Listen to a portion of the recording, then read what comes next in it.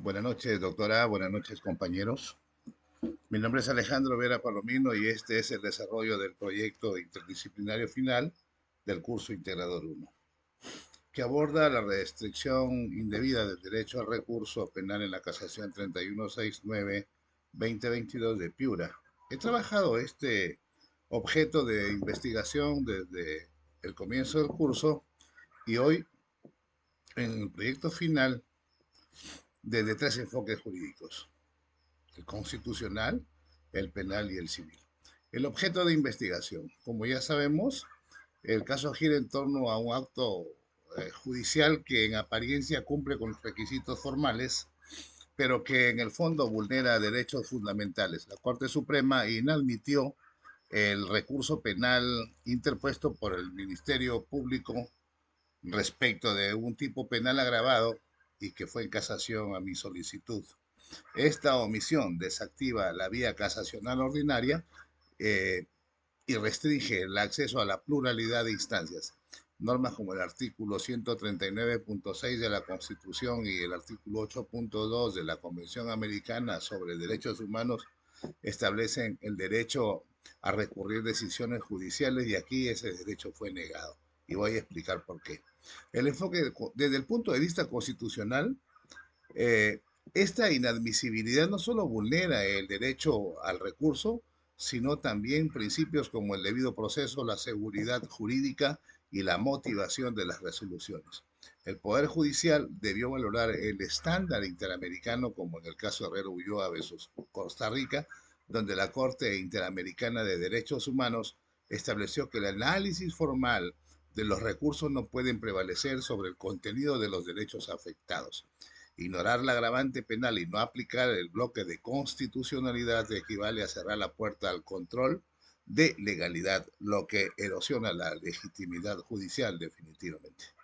Desde el punto de vista penal, debo decir que la vulneración es aún más directa. El Ministerio Público imputó un tipo penal agravado, específicamente el 310C del Código Penal, lo que habilita la casación ordinaria. Sin embargo, la Corte, al aplicar el tipo base, desconoció el principio acusatorio, que establece que el fiscal es quien delimita definitivamente el marco fáctico y jurídico del proceso.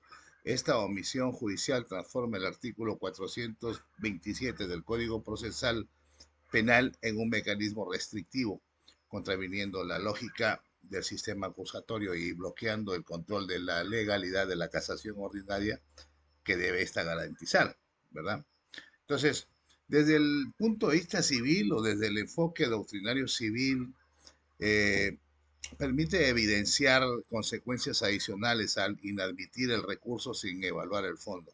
Se vulnera el principio de tutela judicial efectiva, así como la razonabilidad y buena fe procesal cuando un justiciable recibe una decisión que no atiende los argumentos sustanciales, queda en estado de indefensión. En este caso, la omisión judicial genera inseguridad jurídica, afectando no solamente al sujeto procesal individual, sino al sistema mismo que pierde previsibilidad y coherencia. La matriz interdisciplinaria para analizar la respuesta del Estado frente a este problema, elaboré una matriz que reúne las acciones del Ministerio Público, el Poder Judicial y la Defensoría del Pueblo misma, inclusive. El Ministerio Público realiza su función al imputar correctamente el tipo penal agravado. El Poder Judicial, en cambio, debería aplicar ese tipo y valorar el recurso conforme a los estándares constitucionales, pero no lo hizo. Y la Defensoría del Pueblo no interviene directamente en este caso, aunque podría emitir pronunciamientos institucionales, alertar sobre vulneraciones y promover iniciativas correctivas. La justificación interna y externa se basa en la contradicción entre la normativa vigente y su aplicación judicial. Si el tipo penal agravado habilita el recurso, ignorarlo vulnera pues, la coherencia del orden jurídico, y la justificación externa muestra cómo esta vulneración afecta principalmente a ciudadanos de zonas rurales, como es el caso nuestro que venimos desde la profundidad, digamos, de la serranía piurana, ¿cierto? Donde la instancia superior no es una opción de comodidad, es la única vía para ser escuchados. y negar el recurso es negar el derecho a la defensa, especialmente en contextos donde las condiciones estructurales ya mismo dificultan el acceso al sistema de justicia en esta parte recóndita, digamos, del norte peruano. Las conclusiones son claras. Primero, la inadmisibilidad del recurso fue inconstitucional. Segundo, se vulneró el principio acusatorio al desatender la calificación fiscal. Y tercero, se afectaron garantías procesales civiles y penales, generando indefensión y debilitando el acceso a la justicia. Este acto judicial no fue simplemente restrictivo y fue, creo yo, regresivo también. Entonces me permito recomendar, en consecuencia, recomiendo reformar el artículo 427 del Código Procesal Penal, incorporando parámetros garantistas que reconozcan la calificación fiscal como criterio vinculante. También es urgente capacitar a los operadores de justicia en el bloque de constitucionalidad y la jurisprudencia interamericana. Está ocurriendo en el país cosas difíciles en la primera instancia. Los procesos constitucionales que nos señala no solamente el Código Procesal Constitucional, sino la Carta Fundamental del Estado, viene siendo vulnerado o desconocido por la primera instancia de manera clamorosa. Hay momentos en que una Corte Superior conoce de un proceso, digamos, penal y se pronuncia sobre él, y cuando le llega el proceso constitucional, vuelve a pronunciarse de la misma manera, convirtiéndose en juez y parte, y no existe pues aquí en estos pueblos la inhibición, porque esa debería ser parte de un fundamento, digamos, objetivo de los jueces para actuar como jueces imparciales en los diferentes procesos y respetar al justiciable de la misma forma como nosotros respetamos acudiendo al llamado de la justicia. Finalmente, la Defensoría del Pueblo y otras entidades deberían intervenir activamente en casos donde el formalismo judicial se convierte, doctora, en obstáculo estructural, y ese es nuestro grave problema. Este informe no es solo una reflexión académica, eh, es una defensa del recurso penal como garantía constitucional, como vía de control y como expresión de justicia real.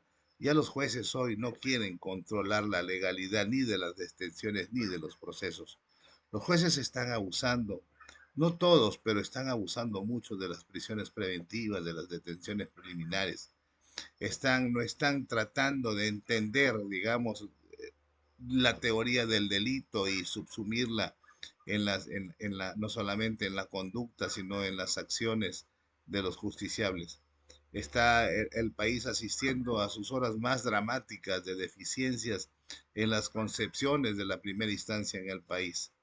Por eso es que se hace urgente que la justicia reflexione, que los órganos de justicia reflexionen para que puedan capacitar a la primera instancia. Jueces supernumerarios, eh, en el caso de los procesos constitucionales, no pueden, no pueden ir en contra de vocales superiores que emiten apreciaciones o emiten juicios de valor respecto de los casos en las diferentes instancias.